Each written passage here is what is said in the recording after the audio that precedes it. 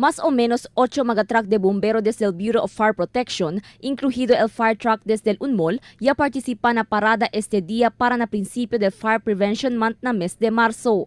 El parada del bombero ya conduci na centro del pueblo na objeto a se acorda con el público kilay evita maga incidente de quema. Asegun con el opisyal encargado del Zamboanga City Fire District Senior Inspector Jonicio Cayudong, mayoría según de maga incidente de quema, ta registra na mes de marzo por causa na tiempo de soles, onde mayoría del mga quema amo mga bushfire y grass fire.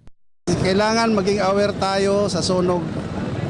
Hindi lang sa lalo na dito sa atin sa Zamboanga, kailangan aware tayo. Kasi mostly talaga pag March, diyan magkaroon ng maraming sunog. Dahil na siguro sa panahon ngayon na medyo mainit.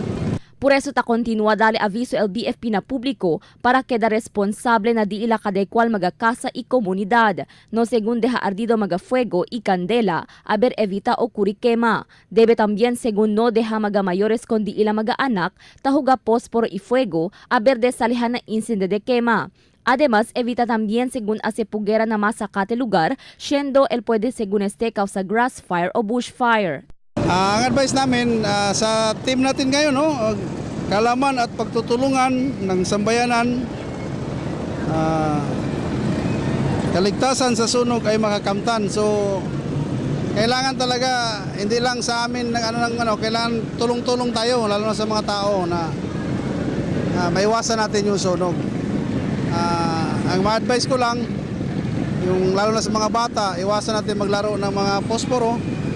Mga parents naman, kailangan i-advise yung mga anak nila na hindi maglalaro ng apoy, lalo na sa bahay nila. Na reciente records del Bureau of Fire Protection, ya encansaya na 87 el incidente de quema ya ocurri adentro este año. 64 aquí amo mga grass fire y bushfire, mientras 23 quema ya ocurri na mga cacerías que mayoría hecho de light materials. Crystal Almonía, Dateline Zamboanga.